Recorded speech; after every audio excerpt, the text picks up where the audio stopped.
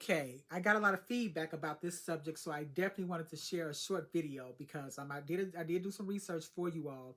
I don't know everything, and of course, the person I spoke with was not able to give me everything about this subject. But we're talking about retirement.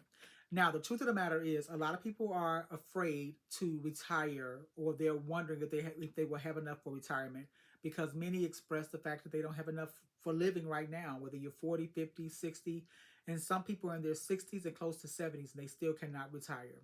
So everything I discovered after doing some research, and I actually talked with the financial advisor who recommended that I share with you that it's best to actually speak with a financial advisor about your situation. So the main thing is, you want to know what you have in your 401k, right? So sometimes you visit that once a year when it's time to select your healthcare and benefits, whatever the case is.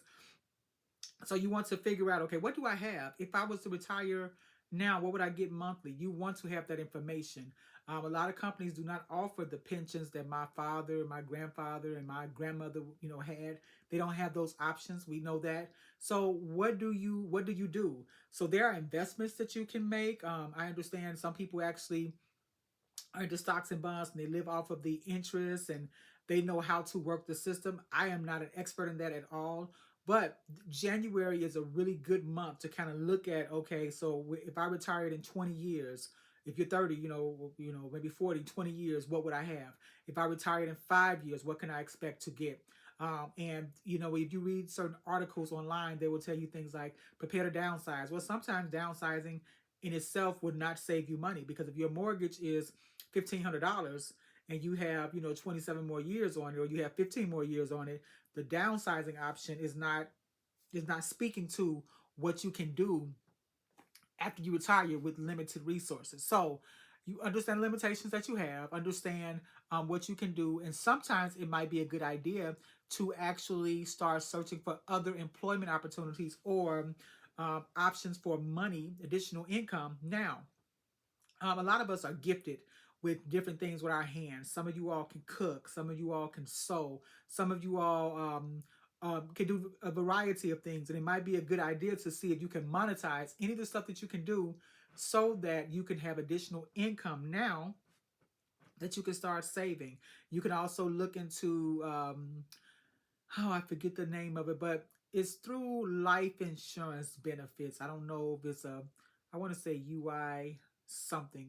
Don't quote me, but you want to look into all your options, every option to, every opportunity to earn extra income.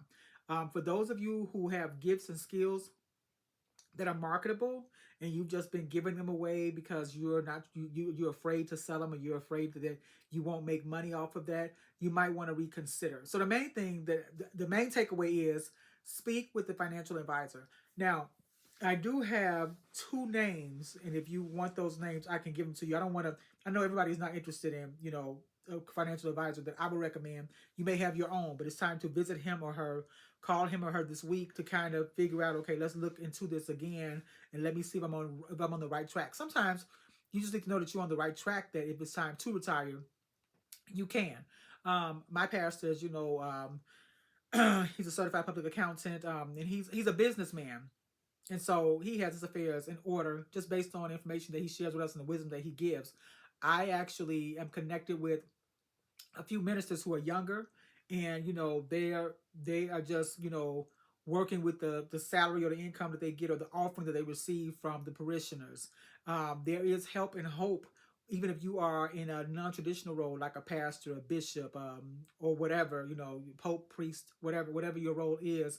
You, when you retire, you need to have an idea of how you're going to live after you retire, especially if you retire and somebody else takes over the church and they get the salary that you're getting. So anybody who's working in any kind of capacity now that's thinking about one day I'm not going to do this anymore, and I don't want to just, I don't want to wait until I don't want to work like this until I die.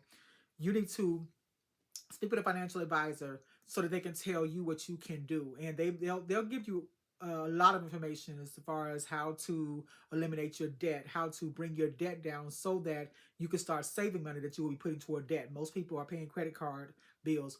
Next week we'll talk about that in detail, but the interest that you're paying on credit card bills, it's so much that that's why it takes 25 and 30 years to pay off credit card bills sometimes. So, financial advisor is your best resource for understanding how you can handle retirement and planning for your retirement.